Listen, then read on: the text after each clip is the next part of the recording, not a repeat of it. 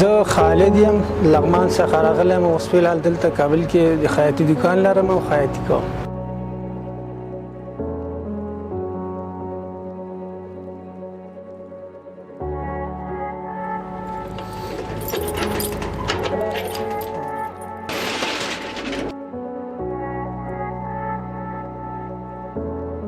دا صحیح دی، دغه ته جګه کته دا غاړه کې تقریبا د 12 کالو په عمر ما چې ما د خیاطي ته مخه وکړه.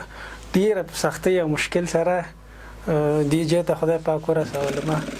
نو ژوند تېرېده، نو داسې حالات راته یو وخت کې چې ما به د استاد سره کله کار کو، هغه رانه لاړه مسافر شو، یوازې شوم. نو هغه خپل کاروبار مې دغونه زده کړی چې مثلا برش مې یاد نه و، تنه د کالي ګنډل او تو لکه دغه فرسکاري دا شیان مې زده کړي وو. بیا کالي به بل خیاط ته وړل، هغه ته به ما پیسې ورکولې په جوړه باندې یا 20 یا 30 روپۍ. نو هغه به راته برشول ما به راوړل، یا مثلا 5 جوړې یا 6 جوړې یا 10 جوړې به مې ویوړې. داسې وخت راغی چې زه خپله خیاط شوم، بیا مې دوکان جوړ کړ همالته کلي کې لغمان کې.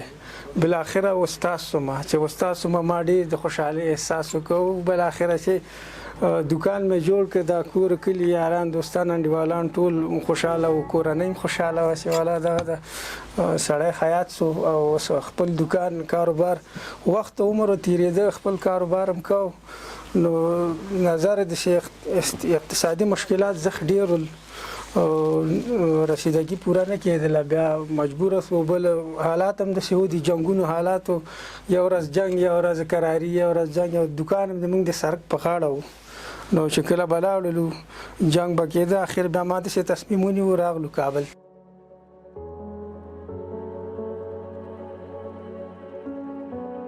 دلته په دې دوکان کې له استاد سره مې د استاد په حیث کار کوم. نو الحمدلله شکر د خپل ژوند نه راضي او د کابل ته چې کله موږ دوکان راوړو نو ډېرې جالبې دي، ډېرې جالبو خاطرو سره مخ شوي. تقریبا 4 کاله موږ دلته دوکان کې ژوند وکړو. هغه ډېرې جالبې خاطرې وي. د استاد کور ودانې موږ سره زحمت تېر کړی ده، او د دې تر څنګ چې خپل زحمتونه یې تېر کړي، موږ سره زیات زحمت تېر کړ چې زه یې هم استاذ کړم او بل ورور د هغه هم استاذ کړ. نو قصه به دې جنا وکړم چې کابل ته راغلو، تقریبا 4 کاله دلته مسافر وو موږ، حتی د دوکان کې به اوسېدلو، شپې ورځې به هم دوکان کې تېرولې. نو هغه د پخلي او د اشپزي حساب هم خپله کوو، ځکه چې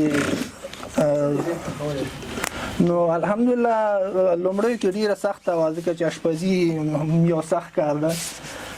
بیا هغې نه وروسته بلدېدلو ورسره، او چې هر څه و بیا هم وروسته پخولی شو، خو لومړیو کې ډېره سخته وه، نه شم کولی چې پخلی وکړو.